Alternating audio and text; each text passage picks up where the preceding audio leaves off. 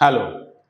अभी तक हम लोगों ने रिएक्ट में ये सीखा कि कैसे हम रिएक्ट के प्रोजेक्ट बनाएंगे, फॉर्म्स कैसे बनाएंगे, रिएक्ट को यूज कैसे करेंगे, उसको स्टार्ट कैसे करेंगे, उसकी कौन कौन सी हमारी लाइब्रेरी है जिसे हमें इंस्टॉल करना होगा। आज हम आपको बताने जा रहे हैं कि कैसे हम हुक्स को यूज करेंगे रिएक्ट में।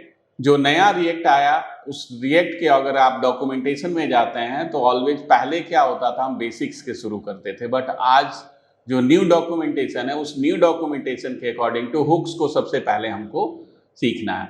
हुक्स होता क्या है पहले हम इसकी बात करते हैं, देन हम एक एग्जांपल के अकॉर्ड से आपको हमें बताएंगे कि how to be use hooks in a React. Basically एक यूज स्टेट हुक्स है जिसको कि हम आपको बता रहे हैं React hooks that allowed to add state to a functional component. State का मीनिंग क्या होता है? अगर हम कहें कि आप एक कोई भी वेरिएबल है और उस वेरिएबल के वैल्यू को हम एक्सेस करना चाहते हैं एक प्लेस से दूसरे प्लेस पे, एक प्लेस यानी कि एक फॉर्म से दूसरे फॉर्म पे हम उसको एक्सेस करना चाहते हैं, तो उस केस में हमारे पास अगर नॉर्मल वेरिएबल होगा तो हम उसके स्टेट को मेंटेन नहीं कर सकते हैं, तो उसके लिए हमको यूज करना पड़ता है यूज स्टेट। तो यूज स्टेट हमेशा दो वैल्यू रिटर्न करता है, पहला करंट स्टेट और दूसरा अपडेटेड स्टेट। हमेशा यूज स्टेट क्या करता है? दो वैल्यू को रिएक्ट करता है, यानी कि एरे रिटर्न करता है, current state and updated state. तो कैसे हम हुक्स को यूज करेंगे उसके लिए हम एक यहाँ पे छोटा सा फॉर्म बना रहे हैं जिसमें यूजर नेम और पासवर्ड हमें एंटर करना है और उस यूजर नेम पासवर्ड को हम अलर्ट में शो करना चाहते हैं और फॉर्म पे प्रिंट भी करना चाहते हैं। सबसे पहले एक हम क्या करेंगे, एक प्रोजेक्ट बना लेंगे जो ऑलरेडी हमने पहले से बना रखा है जिसका नाम है रिएक्ट ऐप। अब उस रिएक्ट ऐप के अंदर एक हम और फॉर्म बना रहा है, एक जावा स्क्रिप्ट XML JSX फाइल बनाने जा रहे हैं जिसका नेम हमने लिया app.jsx। अब इस app.jsx के अंदर फंक्शनल कंपोनेंट हमें बनाना है, तो फंक्शनल कंपोनेंट बनाने के लिए हमको लिखना पड़ेगा RFC। अगर आप लिखते हो शॉर्टकट और एंटर करोगे तो ऑटोमेटिकली फंक्शनल कंपोनेंट का जो स्ट्रक्चर होता है उस स्ट्रक्चर को वो शो कर देगा। अब उस स्ट्रक्चर के अंदर हमें हुक्स को यूज करना है। हुक्स जैसे कि ये हुक्स हमारा होता है, हुक्स वैसे ही हम यहाँ भी हुक्स को यूज करेंगे कि कोई भी वेरिएबल है उस वेरिएबल को एक प्लेस से दूसरे प्लेस पे यूज करना हो तो कैसे हम हुक्स को यूज करेंगे। हुक्स को यूज करने के लिए यूज स्टेट हमें यूज करना है, तो उसे हमें इंपोर्ट भी करना होगा। इंपोर्ट करने के लिए हम यहाँ पे लिखेंगे use state. Use state, use state हमने इसको यूज किया, इंपोर्ट कर लिया। कहां से ये इंपोर्ट किया? हमने रिएक्ट से इंपोर्ट किया। अब रिएक्ट से इंपोर्ट किया, रिएक्ट से इंपोर्ट करने के बाद ये हमको एक एरर शो करके दे रहा है। एरर क्यों शो कर रहा है? उसके कई सारे रीजंस होते हैं एरर शो करने के। बेटर क्या होगा, you always use state after the react. ठीक, अब हमने यूज स्टेट को इंपोर्ट कर लिया। नाउ अब हम क्या चाहते हैं कि हम एक फॉर्म बनाएं और उस फॉर्म के अंदर, तो पहले हम फॉर्म को ही डिजाइन कर लेते हैं। तो फॉर्म को डिजाइन करने के लिए हमने पहले फ्रैगमेंट टैग को लिखा और इस फ्रैगमेंट टैग के अंदर HTML के एक फॉर्म को हम डिजाइन कर लेते हैं और उस फॉर्म को हम यहाँ पे यूज करेंगे। तो फॉर्म को डिजाइन करने के लिए हमने क्या किया, फर्स्ट ऑफ ऑल एक फॉर्म टैग लिया, फॉर्म एक्शन। अभी एक्शन हमें कहीं भेजना नहीं है तो हमने एक्शन ब्लैंक कर दिया। और मेथड हमने यहां पे यूज किया पोस्ट। अगर आपने HTML पढ़ा हुआ है तो आपको गेट और पोस्ट में डिफरेंस मालूम होगा। और यहां हमने इनपुट टाइप टेक्स्ट को लिया, टेक्स्ट बॉक्स बनाना है हमें, और इसका हमने नेम क्या लिया, यूजर आईडी। प्लेस होल्डर में हमने कहा enter user name and then इसको हमने क्लोज कर दिया। और क्लोज करने के बाद BR से लाइन को ब्रेक किया, दूसरे लाइन पे आ गए और दूसरे लाइन में हमने इनपुट टाइप एक पासवर्ड लिया पासवर्ड हम क्यों ले रहे हैं कि password no one can seen directly, उसको देखे ना, इसलिए हमने उसका, और इसका भी नेम दे दिया और प्लेस होल्डर दे दिया enter password, enter password. Now अब हम क्या चाहते हैं कि हुक से इस वैल्यू को हम शो करें, कहां शो करें, अलर्ट बॉक्स में और फॉर्म पे, दोनों के वैल्यू को, इवेंट को हैंडल करके हम यूज करना चाहते हैं। तो इवेंट हैंडल करके यूज करना है तो उसके लिए हमको क्या करना होगा, सबसे पहले एक बटन चाहिए। इवेंट को हैंडल करना है तो बटन के विदाउट हम काम कर नहीं देख सकते हैं, तो हमने यहाँ पे एक बटन लिया और बटन का टाइप हमने दे दिया बटन। रीजन हमने बटन इसलिए, सबमिट बटन क्यों नहीं लिया, सबमिट बटन ऑलवेज क्या कहता है कि go to the next page, next page पे जाना है, नेक्स्ट पेज हमें जाना नहीं है। सो हमने क्या किया, यहाँ पे एक बटन टाइप ले लिया और इस पे हमने लिख दिया सबमिट। अगर आप कुछ और लिखना चाहते हैं एज पर द नीड, या हमारा सबमिट यहाँ पे नहीं, बेटर होगा कि हम लॉगिन लिख दें, तो सबमिट को हम यहाँ पे रिमूव कर दे रहे हैं, लॉगिन बेटर है इस कॉन्टेक्स्ट में, लॉगिन हमारे लिए ज्यादा बेटर है। नाउ अब हम क्या चाहते हैं कि इसके डेटा को हम शो करें, तो अब हमें यूज स्टेट को यूज करना होगा। यूज स्टेट ऑलवेज, अभी हमने बताया था यूज स्टेट क्या करता है, always return to value, current state of the variable और दूसरा updated state of the variable.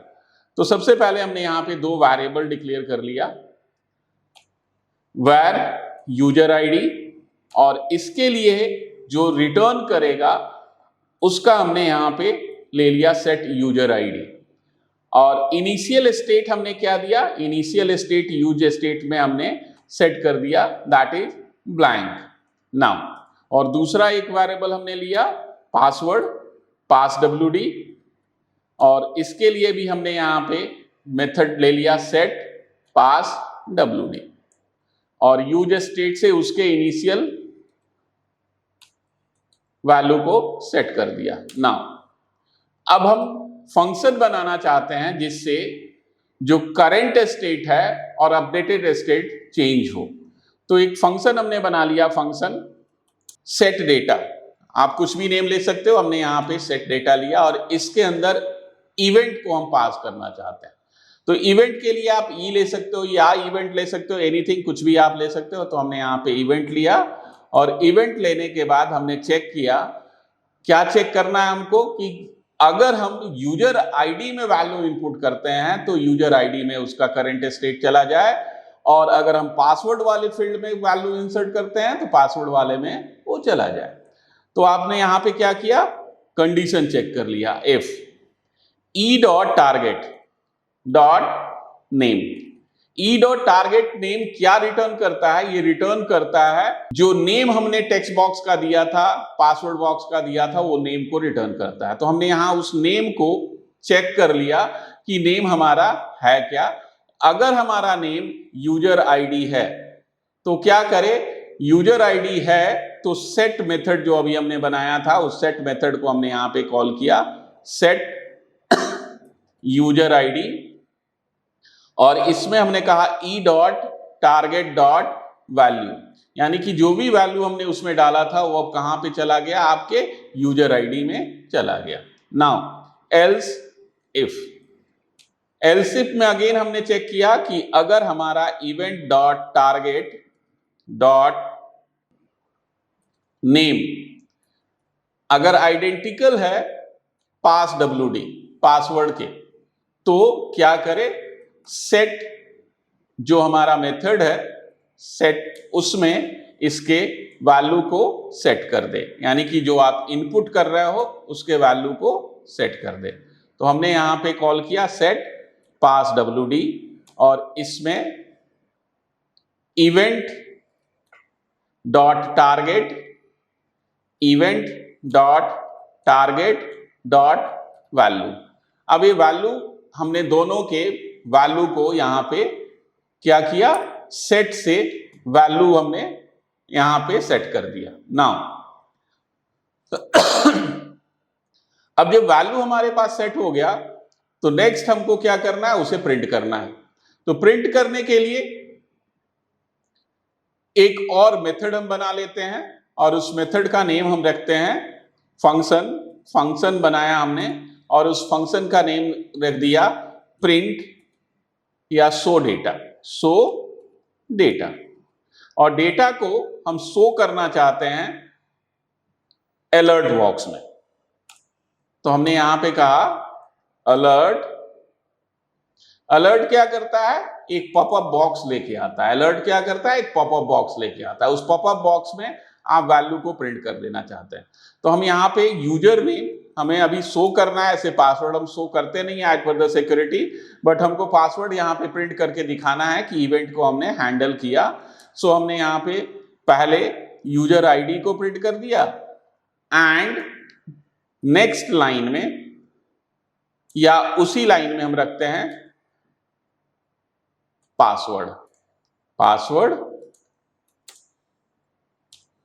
Pass WD।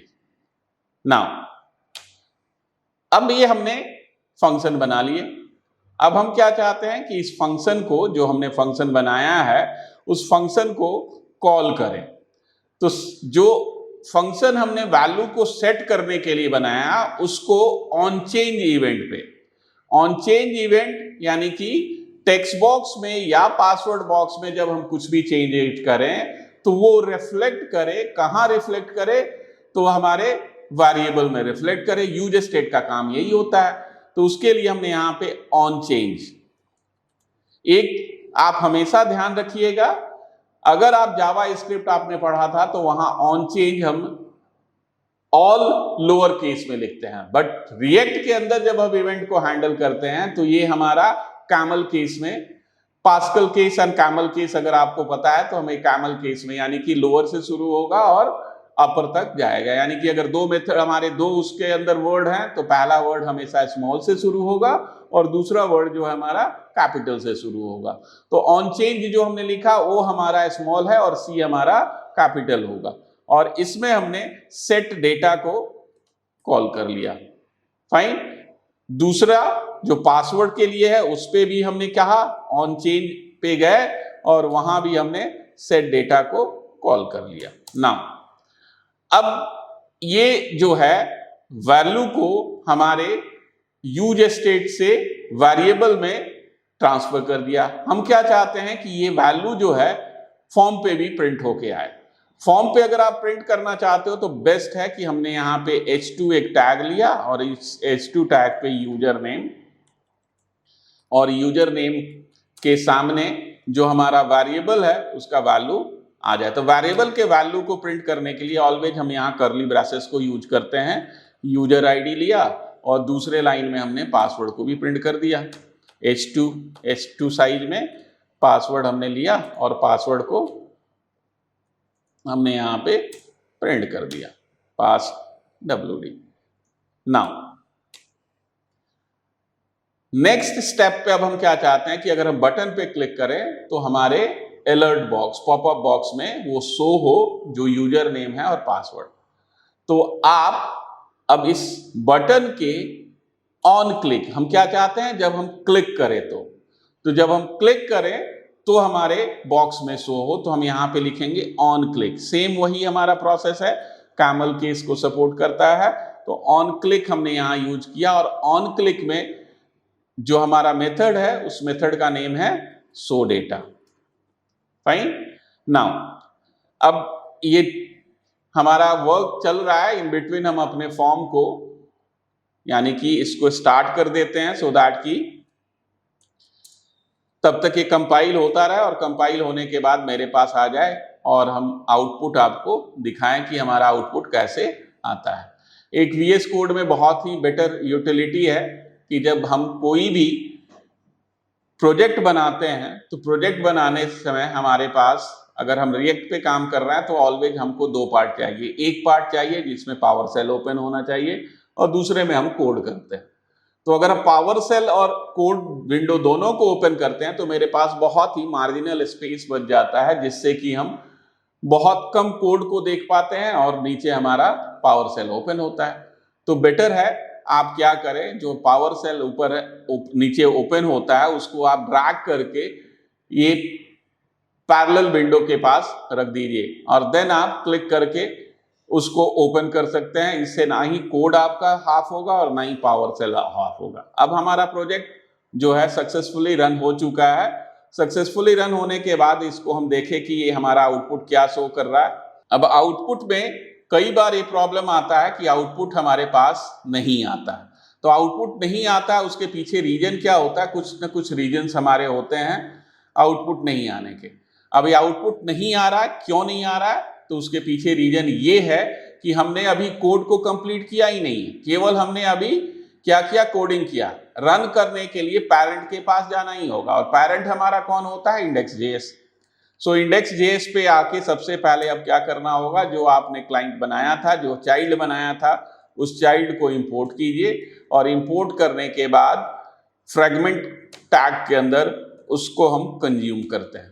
Consume किया और सेव किया। आप जब सेव करोगे, रिएक्ट के साथ एक सबसे बेटर प्लस पॉइंट क्या है कि आपको दोबारा से स्टार्ट नहीं करना होता है npm, वो ऑटोमेटिकली आपका उसको रिकंपाइल कर लेता है। फाइन।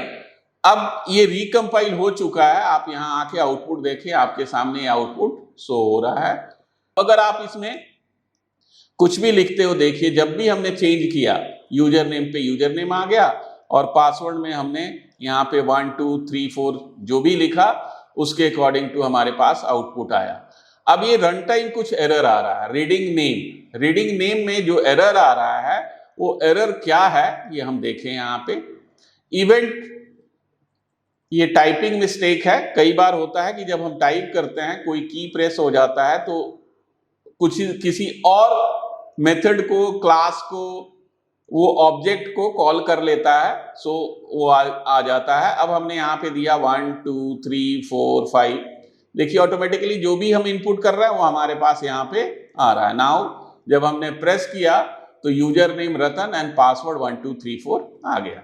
सो इस तरह से हम यूज स्टेट का एक सिंपलेस्ट एग्जाम्पल हमने आपको बताया कि कैसे हम यूज स्टेट को यूज करते हैं, और यूज स्टेट यूज करने के बाद हम एक वेरिएबल के स्टेट को मैनेज करते हैं। तो यूज स्टेट क्या करता है? ऑलवेज करंट स्टेट्स और अपडेटेड स्टेट, दो चीज हमको रिटर्न करता है, उसको हम यूज करते हैं। सो इस तरह से हम रिएक्ट में यूज स्टेट को यूज करते हैं। और हम नेक्स्ट में इसी यूज स्टेट को यूज करके एक रजिस्ट्रेशन फॉर्म बनाएंगे, जिसमें मल्टीपल आपके ऑब्जेक्ट्स, मल्टीपल आपके कंपोनेंट्स होंगे। उसको हम कैसे हैंडल करेंगे, इस पे हम लर्न करेंगे। So thanks for today.